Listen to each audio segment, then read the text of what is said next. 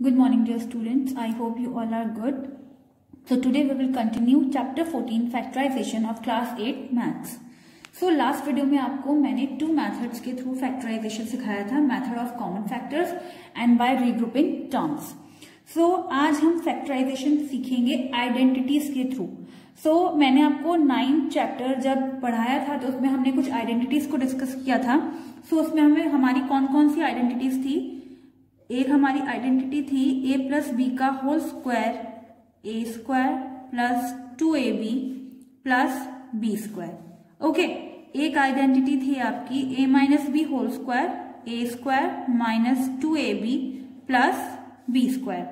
And एक identity थी आपकी a square minus b square को आप कैसे लिखते थे, a minus b and a plus b. Okay, तो ये 3 आइडेंटिटीज थी आपकी. अब इनमें हम फैक्टराइजेशन देखेंगे कि कैसे होता है. सो सपोज आपको एक एक्सप्रेशन गिवन है a square plus 8a plus 16, right. ये आपको एक एक्सप्रेशन गिवन है. अब आपको क्या करना है कि इसको आइडेंटिटीज के थ्रू आपको इसको फैक्टराइज करना है. तो देखिए कैसे करेंगे हम इसमें. आपको इसको अगर हम आइडेंटिटीज के थ्रू देखें और इनमें अगर हम देखें तो कौन सी आइडेंटिटी फॉलो हो सकती है इसमें, आप देखें तो ये फर्स्ट वाली आइडेंटिटी हम इसमें फॉलो कर सकते हैं. तो देखिए कैसे फॉलो करेंगे. सबसे पहले a स्क्वायर को आप एज इट इज रखिए, राइट. नाउ अब हमें क्या चाहिए यहाँ पर 2ab. सर 2ab बनाने से पहले आप पहले देखिए कि b स्क्वायर की जगह यहाँ पर क्या है 16. सो 16 जो है वो किसका स्क्वायर होता है, 4 का स्क्वायर होता है. सो हम इसको इस तरह लिख सकते हैं और a को हम इस तरह भी लिख सकते हैं यहाँ पर इस तरह से, राइट. अब हमें क्या बनाना है यहाँ पर 2ab. सो हम 2ab को कैसे बनाएंगे. देखिए 2 तो हमारा एज इट इज रहेगा, a की जगह क्या है यहाँ पर a ही है एंड b की जगह क्या है यहाँ पर 4. सो जब आप इसको मल्टीप्लाई करेंगे मिडिल टर्म को तो आप देखेंगे कि आपको क्या मिल रहा है यहाँ पर 8a. इट मीन्स यहाँ पर ये आइडेंटिटी फॉलो हो गई है. तो इस कैसे बन गया यहाँ पर a स्क्वायर प्लस 2ab और यहाँ पर प्लस b स्क्वायर. ओके, सो हम इसको कैसे लिख सकते हैं यहाँ पर a प्लस बी का होल स्क्वायर. तो a क्या है यहाँ पर a प्लस b क्या है यहाँ पर 4 और उसका होल स्क्वायर, राइट. एक और एग्जाम्पल देखेंगे. सपोज आपको गिवन है p square minus 10p plus 25, right. So अगर हम इन तीनों आइडेंटिटीज में कंपेयर करें तो ये कौन सी आइडेंटिटी फॉलो हो सकती है इसमें, सेकंड वाली. इट मींस ये a माइनस बी का होल स्क्वायर बनाया जा सकता है. सो कैसे बनाएंगे. देखिए सबसे पहले हम p स्क्वायर को देखेंगे तो हम p को इस तरह से लिख सकते हैं माइनस यहां पर अब 25 है तो b स्क्वायर बनाना है. तो इट मींस यहां पर हम 25 को कैसे लिख सकते हैं 5 स्क्वायर. अब अगर आप मिडिल टर्म को देखें तो मिडिल टर्म को आपको क्या बनाना है 2ab. तो देखिए 2 तो ऐसे ही रहेगा, a क्या है यहाँ पर p, राइट, और b क्या है यहाँ पर आपका 5. ओके, सो ये क्या बन गया आपका यहाँ पर 2ab. और यहाँ पर भी अगर आप इसको देखें तो a हमारा p है और b हमारा 5 है. इसी तरीके से आपको मिडिल टर्म को स्प्लिट करना है. ऐसा नहीं है कि यहाँ पर तो a b डिफरेंट है और यहाँ पर डिफरेंट है, ऐसा नहीं होना चाहिए, वो सेम होना चाहिए. ओके, सब ये क्या बन गया आपका a square minus 2ab plus b square. सब इसको कैसे लिखेंगे हम a माइनस बी का होल स्क्वायर. तो a क्या है यहाँ पर p माइनस b क्या है यहाँ पर 5 और उसका क्या कर देंगे यहाँ पर हम whole square. Okay, so now आप एक और एग्जाम्पल देखते हैं. सपोज आपको गिवन है यहाँ पर m raise to the power 4 minus 256. अब देखिए ये वाली और ये वाली, ये दोनों आइडेंटिटीज तो ये फॉलो नहीं करेगा जो आपको मैंने पढ़ाई थी अभी a प्लस बी का whole square and a minus b का होल स्क्वायर. सो यहाँ पर अब कौन सी आइडेंटिटी फॉलो होगी आपकी थर्ड वाली. अब थर्ड वाली कैसे फॉलो होगी. देखिए अगर m raise to the power 4 है सो अगर मैं इसको m स्क्वायर का स्क्वायर अगर लिख दूं सो यहाँ पर क्वेश्चन में कोई डिफरेंस नहीं आएगा बिकॉज पावर की पावर है. तो अगर मैं इनकी मल्टीप्लाई करूंगी तो वापस मुझे यही मिल जाएगा. नाउ अब 256 किसका स्क्वायर होता है आपका 16 का स्क्वायर. ओके, ये a है और ये आपका b है. तो a माइनस बी यानी कि m स्क्वायर माइनस 16 ओके, और यहां पर a plus b, it means ये क्या हो जाएगा आपका m स्क्वायर प्लस 16, राइट। एक और एग्जांपल देखते हैं इसी पर। सपोज आपको गिवन है 49p स्क्वायर माइनस 36, राइट, ये गिवन है आपको।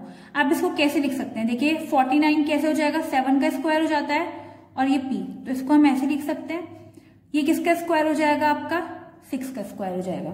सो अब ये क्या बनेगा आपका a square minus b square, a minus b and a plus b, so a minus b, it means a की वैल्यू क्या है 7p minus b and a plus b यानी कि 7p प्लस 6, ओके। तो ये आपकी थर्ड आइडेंटिटी थी, right. Now sometimes क्या होता है, कुछ आपको ऐसे भी एक्सप्रेशंस गिवन होते हैं जिसमें आप उसको आइडेंटिटीज की हेल्प से आप उसको ब्रेक नहीं कर सकते हैं। सपोज अगर आपको यहाँ पर क्वेश्चन दे दिया जाए x square plus 5x plus 6, right. अब इसको अगर आप देखें तो यहाँ पर आप इस 5 को 2ab की फॉर्म में ब्रेक नहीं कर सकते हैं। सो जब आपको ऐसे क्वेश्चन गिवन हो तो उनको कैसे आपको सॉल्व करना है, अब हम उसको देखेंगे। देखिए सबसे पहले आपको क्या करना है, जो आपको फर्स्ट टर्म गिवन है वो और जो लास्ट है वो, इनको आपस में मल्टीप्लाई करना है, इनके कोफिशिएंट को।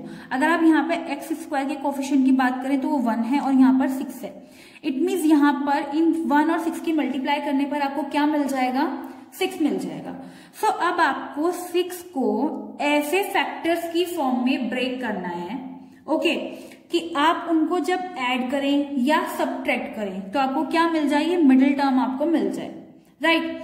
सो अगर मैं यहां पर देखूं कि 6 को मैं कैसे कैसे लिख सकती हूँ, देखिए 6 को मैं लिख सकती हूँ 1 इंटू 6, राइट।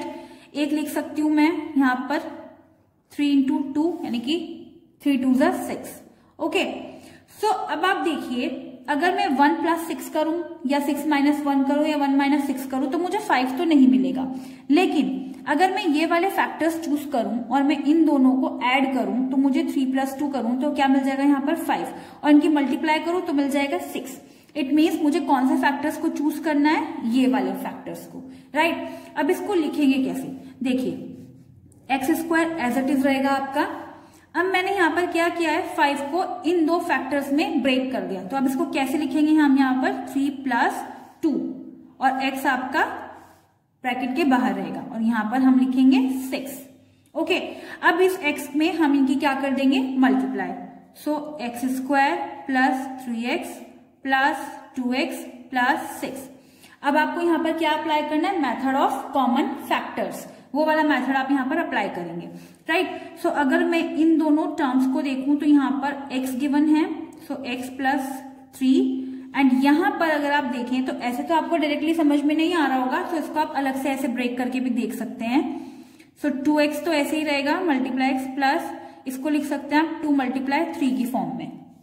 सो यहाँ पर 2 कॉमन आ जाएगा और क्या बचेगा आपका x प्लस 3। सो यहाँ पर क्या आ जाएगा आपका 2 मल्टीप्लाई x प्लस 3। आपको याद हो तो मैंने एक बात बताई थी आपको कि कभी भी आप अगर आप कॉमन लेंगे तो जो ब्रैकेट में टर्म्स होंगी वो कैसी होनी चाहिए, सेम होनी चाहिए। तो यहाँ पर हमारी सेम बन रही है।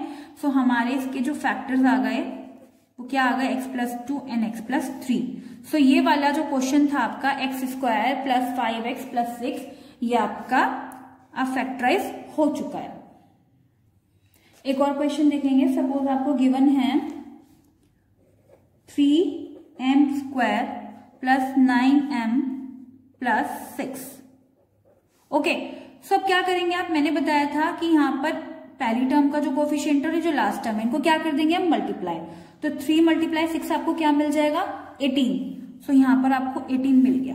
अब आपको 18 को ऐसे फैक्टर्स की फॉर्म में ब्रेक करना है कि जब आप उनको ऐड करें या सब्ट्रैक्ट करें तो आपको क्या मिले, यहाँ पर 9 मिले। सो 18 के क्या क्या होते हैं फैक्टर्स, देखिए एक तो आप लिख सकते हैं इसको 2 9 ज़ा, एक आप लिख सकते हैं 3 6 ज़ा, एक आप लिख सकते हैं 1 18 ज़ा, राइट। सो इसमें से कौन से वाले फैक्टर सुटेबल हैं, ये वाले, बिकॉज जब आप इन दोनों को ऐड करेंगे तो आपको क्या मिल जाएगा यहाँ पर 9। सो हम इसको ऐसे लिखेंगे 3 प्लस 6 और m बाहर रहेगा ब्रैकेट के प्लस 6, ओके। सो 3m स्क्वायर यहाँ पर क्या हो जाएगा आपका 3m प्लस 6m प्लस 6। अब आप कॉमन लेंगे तो देखिए यहाँ पर 3m कॉमन है, यहाँ m बचा, m स्क्वायर है ना, इट मीन्स 2 टाइम्स m है, सो m बचा, यहाँ पर एक m ही बाहर लिया हमने। अब यहाँ पर 3m तो कॉमन आ गया तो यहाँ पर 1 बचेगा। ओके, अब यहाँ पर अगर आप देखिए तो 6 कॉमन है, m प्लस 1, दोनों ब्रैकेट्स में जो टर्म है वो सेम है, सो आपका क्या आ गया यहाँ पर 3m plus 6 and m plus 1। Okay, एक और क्वेश्चन देखते हैं। सपोज आपको गिवन है y square minus 7y plus 12। Okay, so इसका कोफिशिएंट 1 है और यहाँ पर 12 है, तो 12 की 1 से मल्टीप्लाई होगी तो क्या मिलेगा आपको 12। यहाँ पर 12 को हम किस तरह लिखें, सो आप इसको लिख सकते हैं 3 मल्टीप्लाई 4। ओके, एक आप लिख सकते हैं 2 मल्टीप्लाई 6, एक आप लिख सकते हैं यहाँ पे 1 मल्टीप्लाई 12। राइट, अब आपको यहाँ पर जो फैक्टर्स चूज करने हैं वो कौन से चूज करने हैं कि आपको उनको ऐड करने पे या सब्ट्रैक्ट करने पे आपको क्या मिल जाए 7। सो ये वाले फैक्टर्स आपके सुटेबल हैं, तो हम यहाँ पर यही लिखेंगे, माइनस ऐसे रहेगा 3 प्लस 4 यहाँ पर y प्लस 12। ओके, सो y स्क्वायर माइनस की मल्टीप्लाई अंदर होगी, so minus 3y minus plus minus 4y plus 12। अब इन दोनों में y कॉमन है तो यहाँ पर y माइनस 3। अब देखिए हमें इस वाली टर्म्स में यहाँ पे अंदर क्या चाहिए माइनस, सो इसलिए मैं माइनस यहाँ पर बाहर लूंगी और यहाँ पर 4 कॉमन आ जाएगा, सो y माइनस 3। ओके, सो दोनों में टर्म्स सेम है, y minus 4 and y minus 3। तो ये क्या है आपके इसके फैक्टर्स, आपने इसको एक्सप्रेशन को फैक्टराइज कर दिया है। Okay, so I hope students you all have understood factorization through identities. Okay, so we will soon meet with the new video. Thank you.